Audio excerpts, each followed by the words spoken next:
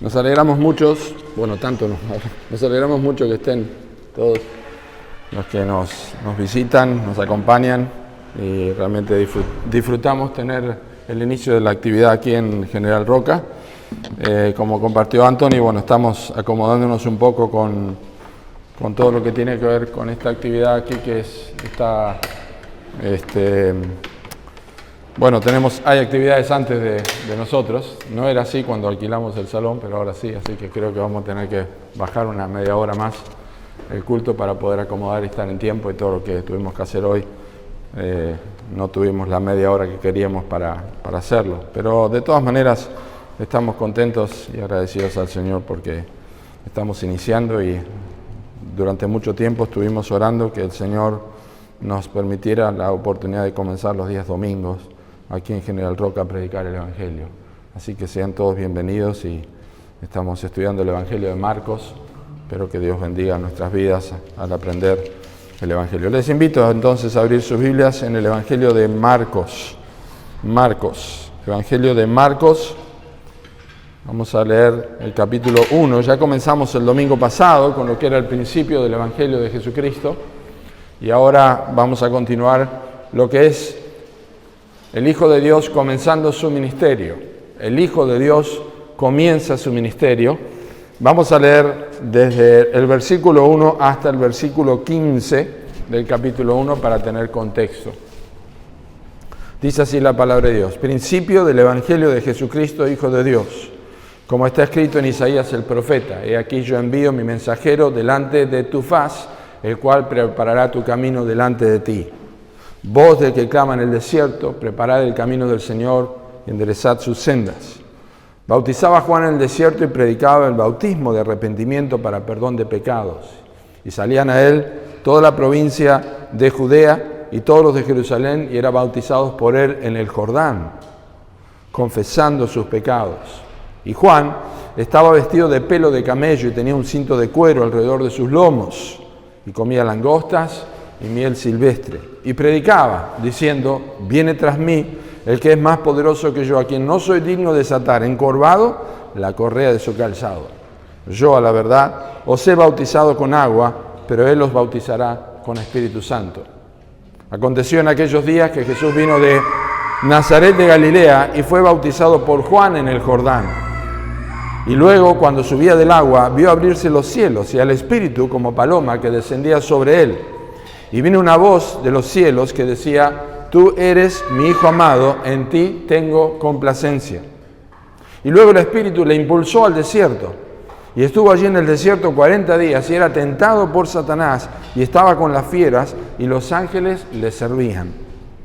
Después que Juan fue encarcelado, Jesús vino a Galilea predicando el Evangelio del reino de Dios, diciendo: el tiempo se ha acercado, y el tiempo se ha cumplido, y el reino de Dios se ha acercado. Arrepentíos y creed en el Evangelio. Vamos a orar. Señor, te damos gracias por esta oportunidad que nos das para abrir tu palabra en esta hora, como lo hemos hecho esta mañana en Regina, y te agradecemos por tu iglesia. Te agradecemos por todos los que están hoy aquí presentes para escuchar tu palabra. Y pedimos, Señor, que tú la uses en nuestros corazones. Pedimos, Señor, que abras nuestros ojos para ver las verdades eternas que están contenidas en la porción que nosotros recién leímos. Y puedas enviar salvación a aquellos que lo necesitan, y puedas llenar de gozo el corazón de aquellos que, por tu gran misericordia, hemos tenido el perdón de pecados a través de Cristo.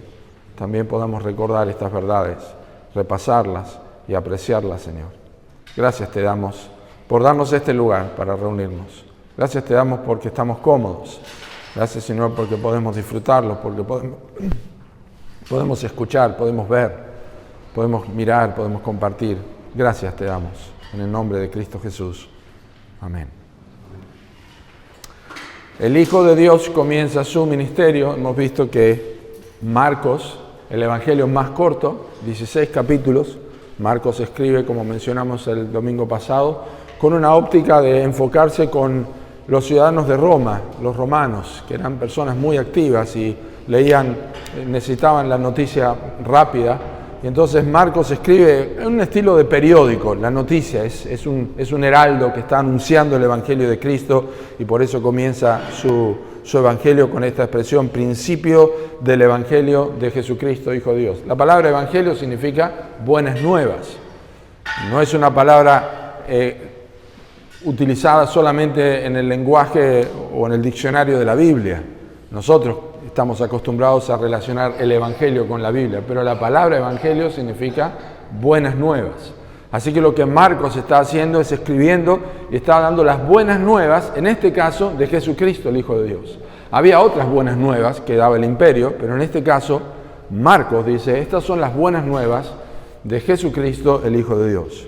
Jesús, nombre humano, Cristo, el nombre divino. Jesús es el Salvador, Cristo es el Mesías, es la palabra griega transliterada al español para hablar del Mesías, el enviado, el señalado por Dios, pero es el Hijo de Dios y está con mayúscula, porque es un título, no es simplemente un nombre, es un título dado al Señor Jesucristo. Así que vimos la semana pasada cómo Marcos inicia este evangelio y cómo Juan el Bautista fue el precursor, aquel que fue antes como un heraldo de un rey, anunciando lo que iba a pasar o lo que iba a venir, que era el Señor Jesucristo.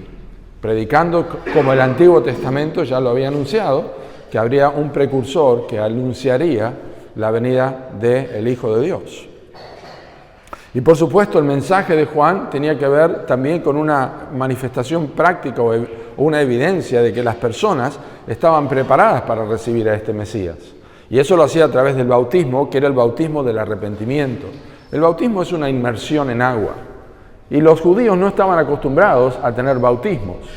Los gentiles, los que no eran judíos, se bautizaban para abrazar la religión judía. Pero Juan el Bautista, él estaba invitando a los judíos a bautizarse. Por eso estaba diciendo, ustedes se van a identificar con el Salvador que viene, el Mesías verdadero. Y al hacerlo, tienen que estar confesando sus pecados. Así que las personas que se bautizaban por medio de Juan, lo que estaban haciendo no es solamente sumergirse en el agua, pero estaban dando un testimonio público de que sus vidas estaban cambiando, de que ellos realmente se preparaban para recibir al Mesías. Y si eso fuera poco, Juan el Bautista dice, el que viene después de mí es antes que yo. Yo no puedo ni siquiera encorvarme, doblarme para desatar la correa del calzado de él. Ahora, Juan era el último profeta del Antiguo Testamento y Cristo en el libro de Mateo dice que ninguna otra persona se había levantado que era más grande que Juan el Bautista. Ningún hombre se habría levantado más grande que no fuera Juan el Bautista. Y Juan el Bautista dice, cuando venga Jesús, cuando venga el que viene después de mí, yo ni siquiera me puedo arrodillar para desatarle la correa del calzado. Una tarea que hacían los siervos. Así que yo les bautizo con agua, yo les sumerjo en agua, porque ustedes están confesando sus pecados, están dando evidencia de esto. Pero Él va a venir y los va a bautizar, los va a sumergir en el Espíritu Santo, que es una figura, diciendo que las personas que se arrepentían de sus pecados, como lo promete el Señor Jesucristo y como sabemos por el Nuevo Testamento, que el Espíritu Santo, la segunda persona de la Trinidad, que ahora vamos a ver un poquito, vendría a morar a las personas que se arrepentían de sus pecados. Y eso lo sabemos en el Nuevo Testamento, que cuando una persona se arrepiente de sus pecados y se convierte, el Espíritu de Cristo viene a morar en su vida y lo cambia completamente. Ahora el versículo 9, rápidamente va a Juan. Hay una palabra, aquellos que tienen sus Biblias y van subrayando o van marcando cuando lean Marcos, observen la palabra enseguida, que va a aparecer más adelante, no aquí, pero enseguida. Es una palabra que usa Marcos muy a menudo. De hecho, es la frase más común y más conocida de Marcos, porque Marcos él tenía bastante interés en que los acontecimientos se supieran lo más rápido posible acerca de Cristo. Pero entonces en versículos 9 al 15 vamos a ver ahora cómo el Hijo de Dios comienza su ministerio. Juan ya anunció que vendría, pero ahora vamos a ver algo en tres partes. Primero vamos a ver la presentación del Hijo amado, la presentación del Hijo amado. Y esto es importante porque vamos a ver que esta expresión, tú eres mi Hijo amado, aparece en versículo 11, y vamos a ver que es el Padre que da este anuncio. Pero la expresión Hijo amado tenemos cuatro evangelios, pero en 3 de ellos aparece la expresión Hijo amado, y es un total de 6 oportunidades donde Dios habla de su Hijo como el Hijo amado, habla de Cristo como el Hijo amado. Como dije, Hijo es un título, por eso está con mayúscula, y es un título que apuntaba al Mesías. El Mesías era el Salvador prometido del Antiguo Testamento, Dios viniendo a este mundo. Pero es un título, por eso, por ejemplo, en el Salmo 2 habla de que no tenemos que enojar al Hijo, tenemos que honrar al Hijo para que no se enoje, es una expresión de los Salmos. También en el libro de Daniel, que es un libro profético, habla del Hijo del Hombre. Y son todas expresiones que referían al Mesías. Bueno, ahora vamos a ver que este nombre aparece directamente de parte de Dios. Pero lo interesante es que el Hijo es muy amado. Ahora lo vamos a ver, solamente estoy dando una introducción. El Hijo es muy amado. ¿Y por qué digo esto? Porque este es el principio del Evangelio de Jesucristo, que sabemos que tiene que ver con la muerte de Cristo. Y Marcos está diciendo, bueno, en realidad se llamaba Juan Marcos, pero Marcos está diciendo que este Hijo amado es el mismo Hijo que va a ser sacrificado en la cruz. Es el Hijo muy amado por el Padre. Y vamos a ver que este Hijo amado tiene que ver mucho más que una expresión de amor de parte del Padre, sino una relación eterna con el Hijo. Hay una clara manifestación de la Trinidad. Ahora, la Biblia no menciona la palabra Trinidad, pero hay muchos textos donde la Trinidad, Dios Padre, Dios Hijo, Dios Espíritu Santo, 3 personas en una, están explícitas en forma muy evidente. Y esta es quizá de las más evidentes. Vamos a ver que en el bautismo está el Señor Jesucristo, el Hijo, está el Espíritu Santo, que como paloma, no una paloma, sino como paloma, en forma, la idea de una paloma que desciende, y la voz del Padre, el Hijo, el Espíritu Santo y el Padre están allí presentes. Y esta declaración de que Él es un Hijo amado es algo que escuchan todas las personas que están allí. Todos los que estaban presentes en ese momento escucharon. Acuérdense que había judíos, había no judíos, había fariseos que criticaban a Juan y estaban allí observando lo que estaba ocurriendo, y en ese contexto se escucha la voz del Padre: este es mi Hijo amado, en ti tengo complacencia. Bien, vamos a ver entonces primero el bautismo. En versículo 9 nos dice que Jesús vino de Nazaret de Galilea. Por otros textos en la Biblia, bueno, en primer lugar, Galilea, que es al norte de Israel, era una zona pesquera, era una zona de pescadores y era una zona bastante despreciada por el resto de la nación. Si se acuerdan aquellos que tienen memoria, en el Evangelio de Juan, Jesús está llegando a Natanael, pero Natanael primero le dice a Felipe, le dice: hemos encontrado al Mesías, a Jesús el Cristo que viene de Nazaret. Y entonces Natanael le dice: de Nazaret puede salir algo bueno, porque Nazaret era un lugar despreciado. Era un lugar tenido gente muy baja, gente muy humilde y gente muy despreciada. Gente de segunda o tercera categoría, como ellos los consideraban. Y dice la Escritura que Jesús vino de este lugar. Vino de Nazaret de Galilea. Y la idea es que el principio del ministerio de Cristo, el Hijo de Dios comenzando su ministerio, comienza desde una posición absolutamente humilde y una posición absolutamente baja. Esto es una de las cosas que la Biblia nos muestra en figura de la humillación del Señor Jesucristo. Él podría haber venido de Jerusalén, que era la capital, pero no lo hizo así. Él vino de Nazaret de Galilea. Es decir, realmente si Él era el Salvador, era una persona despreciada. La Biblia dice que fue desechado y despreciado entre los hombres y que fue un varón de dolores, experimentado en quebranto. Porque lo que se espera es que aquellas personas que sigan a Cristo, lo sigan por lo que Él es y no por de dónde proviene o de dónde era. Y este es el caso del Señor Jesucristo. Ahora, dice que vino de Nazaret de Galilea y fue bautizado por Él en el Jordán. Claro que Marcos es muy breve, como dije, para expresar las cosas, pero hay otros evangelios que nos ayudan a poder tener una historia completa de todo lo que estaba pasando. Y uno de ellos es el Evangelio de Juan, Juan el apóstol, no Juan el Bautista. Dice en el Evangelio de Juan que Juan no conocía al Señor Jesucristo. Yo no lo conocía, pero el que me envió a bautizar me dijo, cuando veas el Espíritu descender como paloma, este es el Mesías, este es el ungido. Así que Juan no conocía. Ellos eran primos. Y realmente no tenía conocimiento. Lo único que sabemos de Juan el Bautista es que cuando estaba en el vientre de su mamá Elizabeth, y María, que era la prima de Elizabeth, vino a visitarla con la noticia de que el ángel Gabriel le había dicho que iba a nacer el Hijo de Dios a través de ella. Dice que la criatura, Juan el Bautista, saltó en el vientre de su mamá. Y dice que fue lleno del Espíritu Santo. Pero en realidad nunca le había visto, no lo conocía. Así que la única forma de saber algo de él fue a través de una manifestación sobre quien veas descender, el Espíritu como paloma. Pero lo que pasó, nos dicen los evangelios, que cuando Jesús llegó a ser bautizado por Juan el Bautista, dice la Escritura que Juan se le oponía. Ahora miren, él dijo, el que viene tras mí es más poderoso que yo no me puedo encorvar para desatar la correa del calzado. Así que nos dice Mateo que cuando él llega para bautizarse, Juan se le opuso.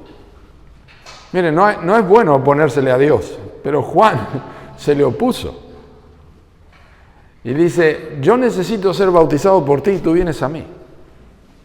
Entonces Jesús dijo, déjalo así, porque así conviene que se cumpla toda justicia. La razón por la que Juan bautizó al Señor Jesucristo es porque esto era justamente lo que Dios quería. Pero, y ahora voy a mencionar algo más de esto, ¿por qué se bautizaba a Cristo?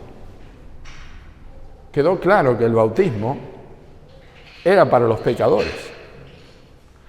Quedó claro que el bautismo era para las personas que se identificaban con el Mesías que iba a venir y realmente estaban convencidos de su pecado. ¿Por qué el Hijo de Dios se bautizaría si Él era sin pecado? Ahora, bautismo, la palabra bautizo significa sumergir, inmerso bajo el agua. Y la idea de este momento del Señor Jesucristo bautizándose es que Él se estaba identificando con los pecadores. No una identificación vaga, sino el hecho de estar inmerso bajo el agua está indicando que el Señor Jesucristo se estaba identificando, se estaba sumergiendo en la condición de la raza humana. La vergüenza de Cristo no fue en la cruz solamente. La vergüenza que Él sufrió como Hijo de Dios no solamente fue en la cruz, al final de su vida, sino que fue al principio de su ministerio.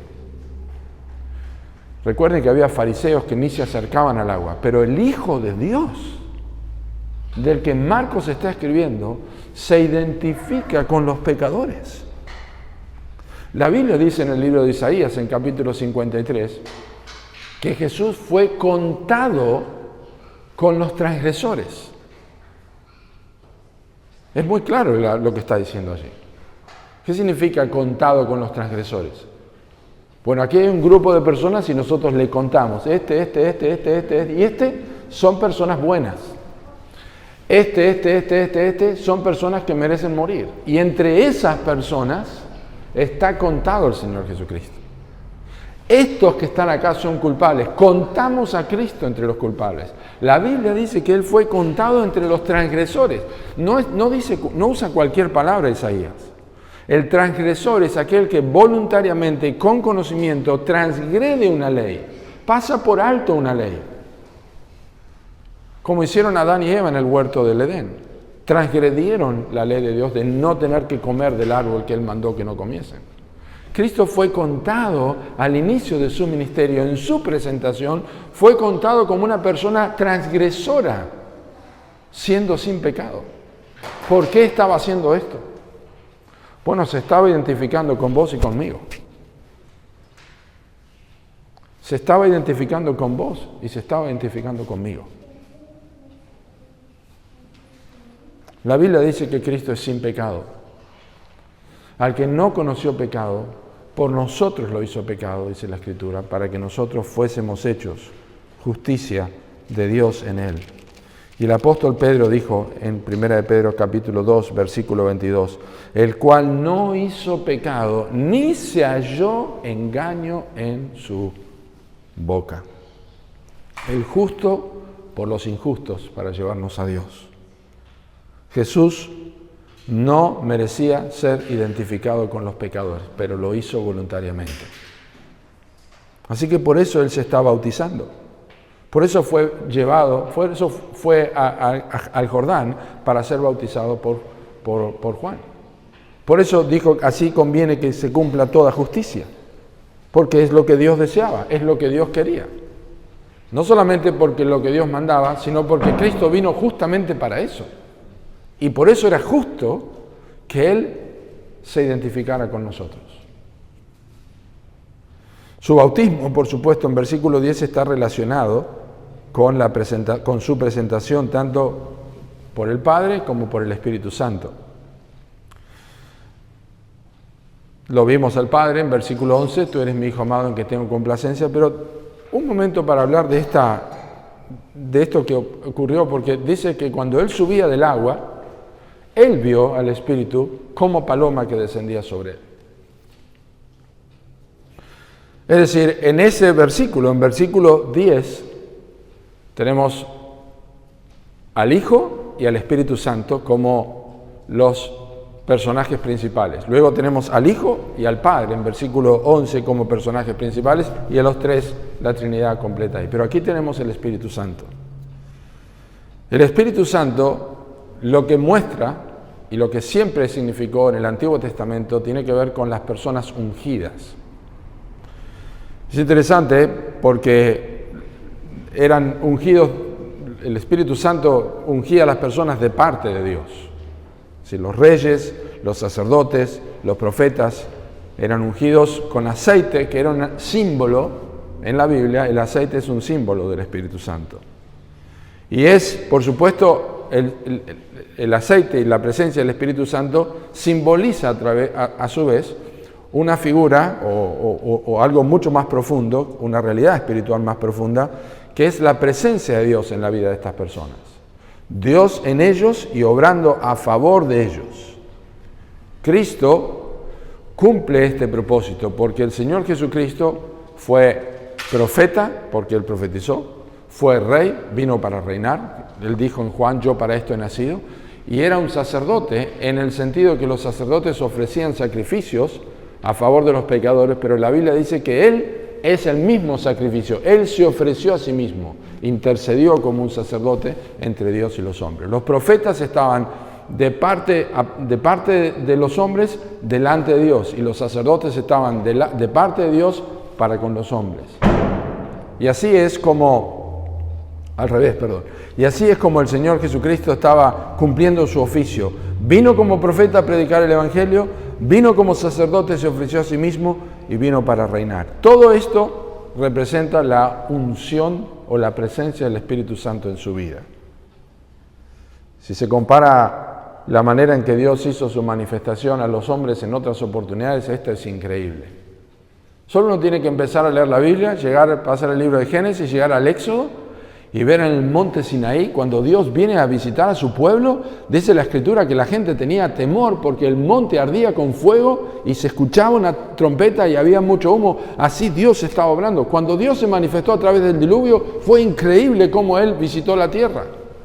Y hay en varias oportunidades, como también cuando Salomón edificó el templo y lo presentó o lo consagró al templo, dice la Escritura que el Espíritu, que Dios vino, la gloria de Dios vino al lugar santísimo y los sacerdotes no podían ministrar. Era algo tremendo. Pero ahora, en esta oportunidad, cuando Dios se acerca a los hombres, lo hace a través de una forma tan tranquila y pacífica como es una paloma. Y yo creo que es la idea de una paloma. Y esa es la manera en que Dios está proclamando en esta oportunidad, no como en el Sinaí, no como Moisés con las tablas, sino acá está proclamando de esta forma muy suave, muy pacífica, el fin, el cese de las hostilidades entre los pecadores y Dios.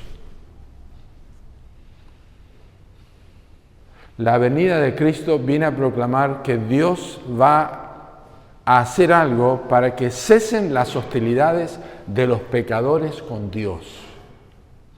Y lo hace de esta forma. No solamente esto, sino que cuando Juan el Bautista, en el Evangelio de Juan, señala a Cristo, dice, he aquí el Cordero de Dios que quita el pecado del mundo. Una paloma, un cordero, todas son imágenes de la disposición de Dios para con los pecadores. El cese de las hostilidades. Y sabe que todo el ministerio del Señor Jesucristo está ligado al Espíritu Santo. Vamos a ver en un momento que Él fue al desierto, fue tentado por Satanás, pero fue llevado por el Espíritu al desierto. Todo el ministerio de Cristo estuvo ligado al Espíritu Santo, completamente. Y por supuesto tenemos la declaración del Padre, allí tú eres mi Hijo amado, en ti tengo complacencia. Esta es la declaración del Padre y su amor por el Hijo. Este es mi Hijo amado.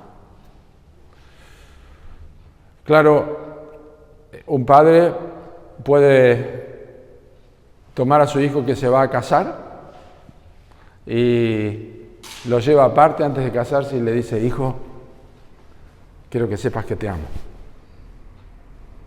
Y el hijo, feliz, porque su papá en privado le dice, quiero que sepa que su papá le ama.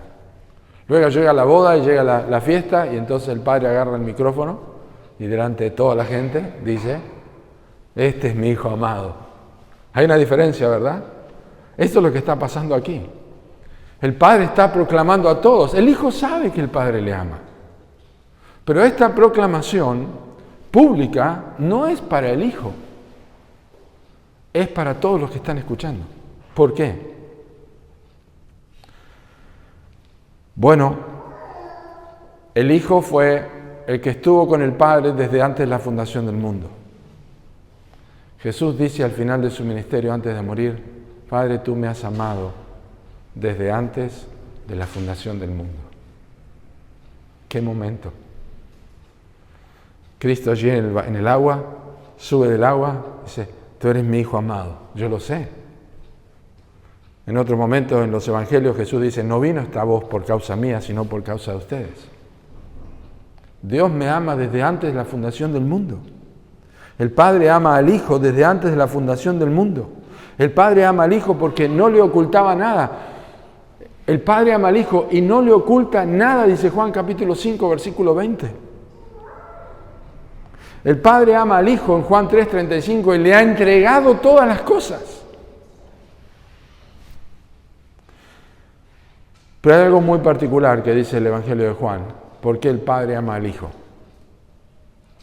Dice Juan capítulo 10, versículo 17. Yo pongo mi vida, de mí mismo la pongo. Nadie me la quita, sino que yo de mí mismo la pongo. Tengo poder para ponerla y tengo poder para poderla tomar. Por eso me ama el Padre, porque yo pongo mi vida. Imagínese un amor eterno. Imagínese el Dios que en la eternidad y luego en la creación con su Hijo amado crea todas las cosas y dice, yo amo a mi Hijo porque pone su vida. Él puso su vida por tus pecados y por mis pecados y Dios le ama por eso. Es decir, el Padre ama al Hijo por lo que es el Hijo. Pero el Padre ama a los pecadores a pesar de lo que son los pecadores. ¿Se dan cuenta de la diferencia? El Padre ama al Hijo por lo que es. Y el Padre ama a los pecadores a pesar de lo que son. Dios nos ama a pesar de lo que somos. Y eso es porque ama al Hijo por lo que Él es, que pone su vida. Tú eres mi Hijo amado. El Padre compartió la creación de su Hijo la creación de todas las cosas. Hebreos capítulo 1. Sin Él nada de lo que fue hecho, fue hecho. De lo que ha sido hecho, fue hecho. Sin Cristo nada se hizo. El burro, el pato, las hormigas, todo lo hizo a través de Cristo. Y el Padre lo ama. Esta es la presentación del Hijo amado. Pero observen ahora la prueba del Hijo amado en versículos 12 y 13. Y luego el Espíritu le impulsó al desierto. Fue una prueba violenta, porque la palabra que nosotros tenemos en nuestras Biblias allí, que dice le impulsó, es una palabra violenta, por así decirlo, y es la palabra que se utiliza en los evangelios cuando dice que Cristo echaba fuera a los demonios. Y si ustedes se acuerdan, los momentos en que Cristo echa fuera a los demonios, había mucha violencia en esas circunstancias. Había personas que eran sacudidas, había mucha violencia. Es decir, era algo muy fuerte lo que estaba ocurriendo. Y esto es lo que pasa, nada más que el Espíritu Santo con mucha fuerza, no la violencia maligna, sino con mucha fuerza le impulsa. Cristo fue voluntariamente allí al desierto para ser tentado por el diablo, dice en el libro de Mateo. Y estuvo allí en el desierto 40 días y era tentado por Satanás y estaba con las fieras y los ángeles le servían. Jesús fue tentado de 3 maneras diferentes, que Mateo y Lucas lo mencionan, Marcos no lo hace, Juan no menciona la tentación de Cristo en el desierto, pero fue tentado de 3 maneras diferentes, igual que Eva en el Edén. Es decir, tentaciones que abarcan las áreas que el apóstol Juan, cuando escribe su primera carta, señala, que son los deseos de los deseos de la carne, los deseos de los ojos y la vanagloria de la vida. Son las 3 formas en que Eva fue tentada en el libro en Génesis capítulo 3. La diferencia, y por qué está esto aquí, es porque Cristo, con toda la violencia con la que fue impulsado al desierto, tentado por Satanás, Cristo pasó por esa experiencia sin pecado. Él salió victorioso utilizando la palabra de Dios, algo que Adán y Eva no hicieron, sino que negaron la palabra de Dios en el momento de la tentación. Todo lo contrario, desobedecieron a Dios. Y Cristo estuvo en un momento de una extrema necesidad. Adán y Eva estaban en el huerto del Edén, tenían todas las cosas, pero Cristo estaba en extrema necesidad. Estaba 40 días y 40 noches, dice la Escritura, sin comer, lo dicen los otros evangelios. 40 días y 40 noches sin comer. Sí, este es el mismo Salvador que en otra oportunidad dijeron que era comilón y bebedor. Nadie le dijo algo así a él. Pero también fue la persona que, si fue el que más comió, también fue el que más ayunó. Y 40 días y 40 noches. Estuvo en extrema necesidad. Y el libro de Hebreos señala que por esta misma razón es poderoso para socorrer a los que se acercan a Él. Ahora, esto es muy importante, porque si hasta ahora estás entendiendo que sos un pecador o pecadora, como la Biblia enseña, y te das cuenta que no estás bien relacionado con Dios, y te estoy diciendo que Cristo es el Hijo amado que entregó su vida, y estás pensando si realmente Jesucristo es la solución a tus problemas de pecado, yo quiero decirte que esto es la verdad. Cristo atravesó todo lo que atravesó victorioso. Es un Salvador garantizado.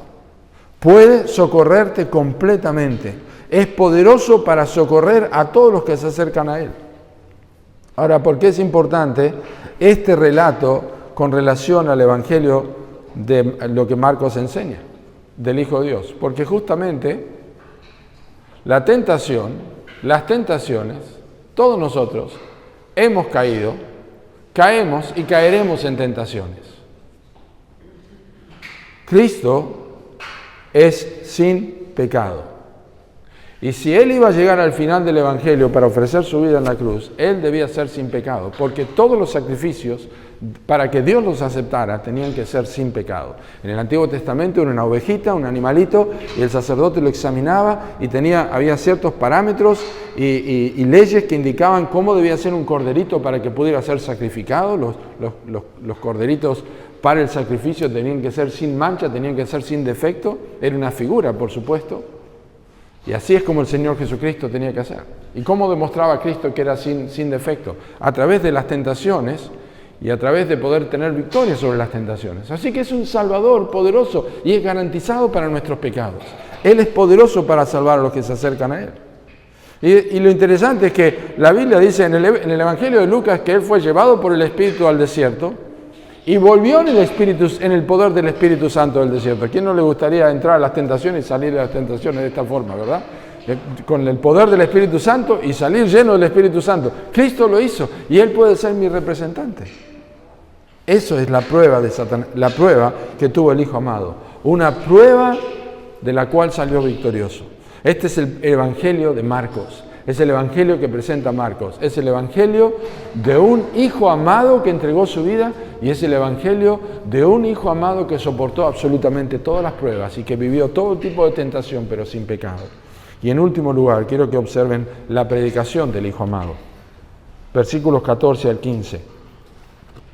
Después que Juan fue encarcelado, Jesús vino a Galilea predicando el Evangelio del reino de Dios, diciendo: el tiempo se ha cumplido y el reino de Dios se ha acercado, arrepentíos y creed en el Evangelio.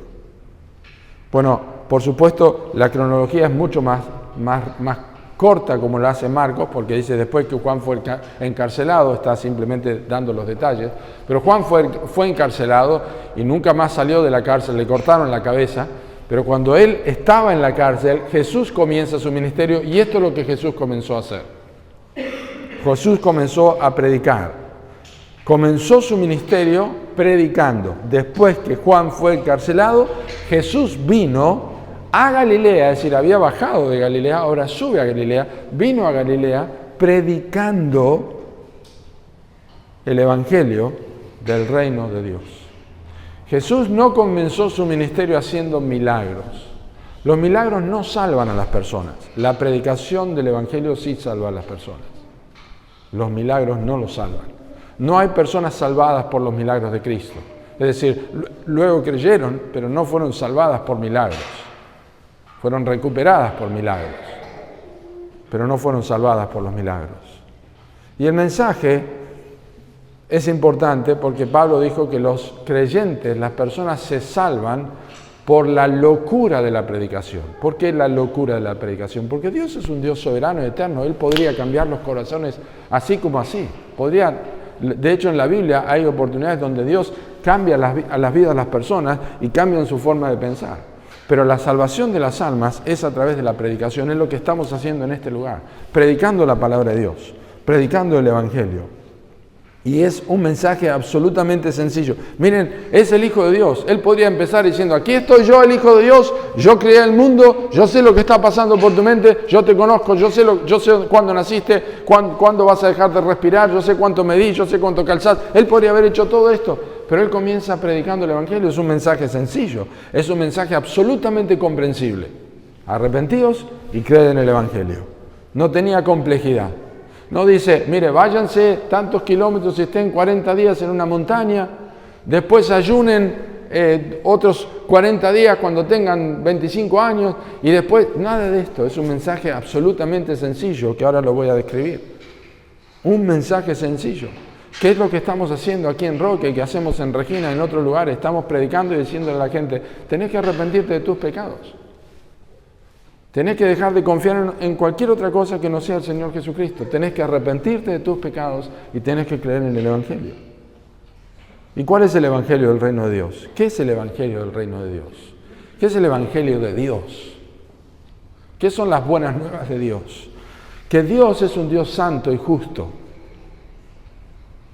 creador de todas las cosas, es soberano sobre todo el universo.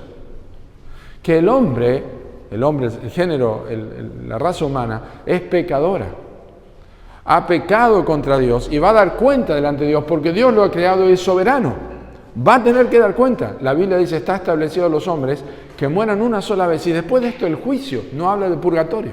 Te vas a presentar delante de Dios. El hombre es pecador, separado de Dios por causa de su pecado, sin Dios, sin Cristo, ajeno de la vida de Dios. Dios, hombre, Jesucristo vino a pagar por nuestros pecados en la cruz. El Evangelio que estamos predicando. Él vino a este mundo, Dios tomó la iniciativa, como lo voy a mencionar en un momento. Vino a este mundo, vivió una vida perfecta, sin pecado, murió en la cruz del Calvario. ¿Y la respuesta cuál es? Arrepentirme de mis pecados. Arrepentirme de mi vida separada de Dios y creer en el Señor Jesucristo. Observen rápidamente para terminar las tres partes simples pero vitales del mensaje del Evangelio. En primer lugar, el tiempo se ha cumplido. Dice, el tiempo se ha cumplido. ¿Qué significa esto? Bueno, por años y años estuvieron esperando que el Mesías venga. Y ahora vino el Mesías. Os ha nacido hoy en la ciudad de David un Salvador, que es Cristo el Señor. El tiempo se ha cumplido, no más esperar. Las profecías se cumplieron. Todo lo que los profetas dijeron se cumplió. Se cumplieron, Cristo vino, llegó el cumplimiento del tiempo. La Biblia dice en Gálatas capítulo 4, el apóstol Pablo en capítulo 4, versículo 4, dice, cuando vino el cumplimiento del tiempo, esa palabra tiempo es la palabra que nosotros asociamos con una palabra en español que es cronómetro. Cronos es tiempo, medido, cronómetro, el tiempo medido. El cronos es el tiempo medido, es decir, la hora justa, el momento, esta es la hora cuando Cristo vino.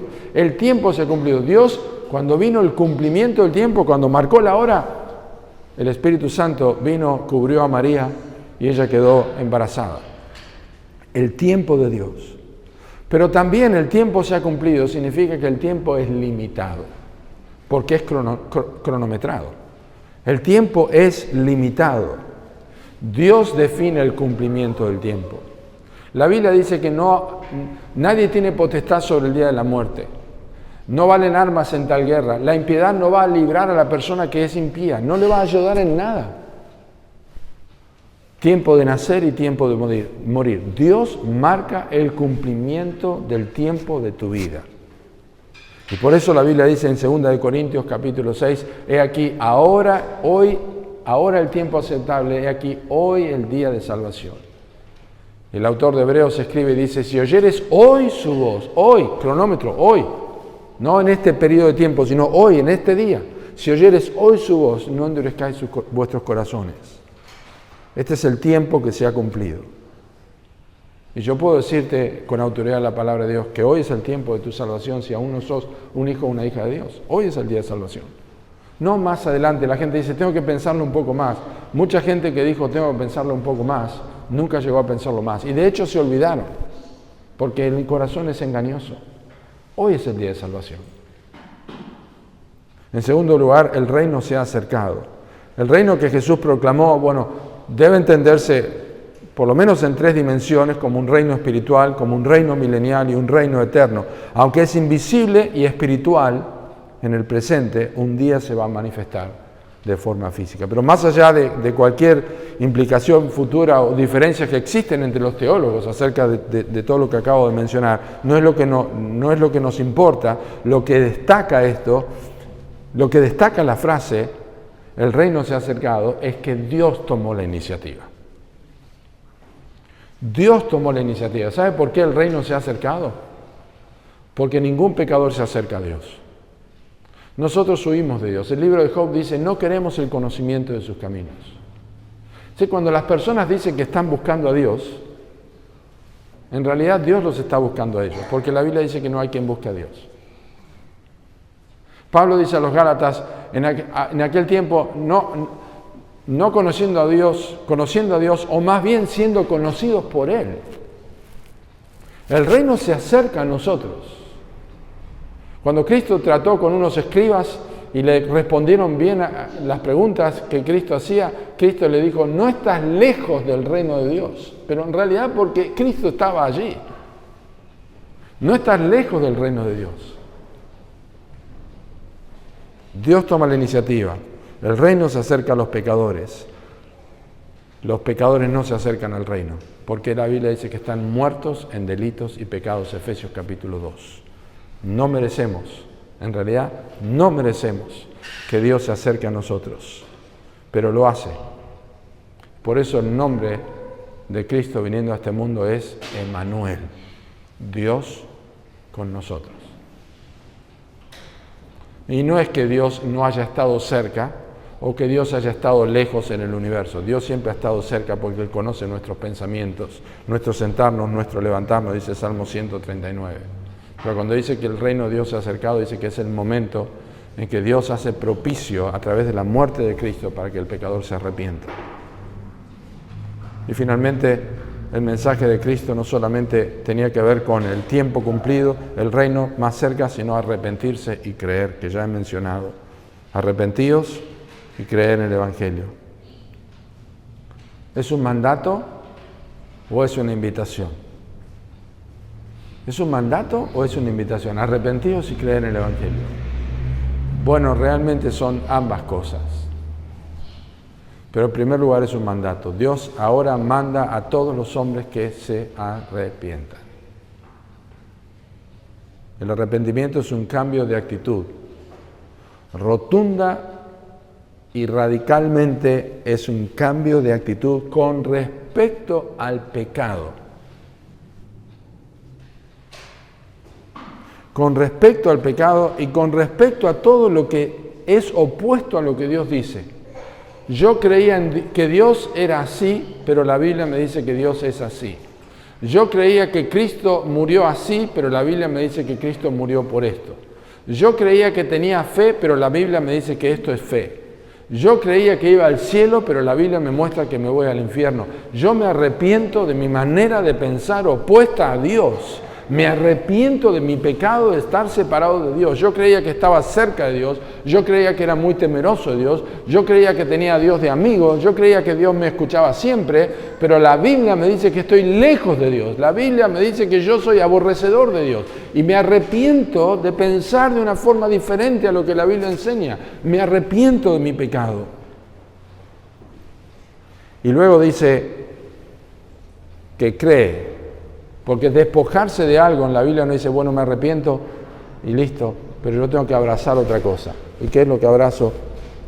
Creo en el Señor Jesucristo. ¿Qué tengo que creer para ser salvo? Tengo que creer que Jesús murió y resucitó por mi pecado. Tengo que arrepentirme y tengo que creer en la cruz murió por mí. No decir, ¿por qué murió Cristo? Cristo murió por los pecadores, eso es general. Pero cuando yo digo Cristo murió por mí, cuando yo digo Cristo murió es religión. Pero cuando yo digo Cristo murió por mí es salvación. Es personal. Es personal. Y es el único medio para entrar al reino de Dios. Jesús le dijo a Nicodemo en Juan capítulo 3, si no nacieres nuevo, el que no naciera nuevo no puede ver, no puede entrar en el reino de los cielos. Y luego en versículo 16 dice, porque de tal manera amó Dios al mundo que ha dado a su Hijo unigénito para que todo aquel que en él cree no se pierda, mas tenga vida eterna. Esta es la obra que Dios acepta. No tus buenas obras ni mis buenas obras. La única obra que Dios acepta es la obra de Cristo en la cruz. Es creer en el sacrificio de Cristo, que es la obra que satisface las demandas de la justicia de Dios para el perdón de pecados.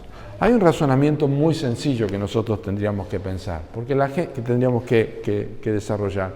Pues la gente dice, bueno, cuando yo muera y Dios, cuando llegue a la presencia de Dios, yo no he sido una mala persona, yo he tratado de portarme lo mejor posible. Sí, yo sé que no soy pecador, pero bueno, yo he tratado de hacer lo mejor posible. Todas esas expresiones de tratar de hacer, de todo esto, le está diciendo a Dios que el Hijo amado, eterno, que Él entregó en un sufrimiento cruel y terrible en la cruz, no es suficiente para el perdón de pecados, sino que aparte de esa muerte horrenda del Hijo amado eterno, Dios precisaba que tuvieras una conducta buena para que Él te perdonara.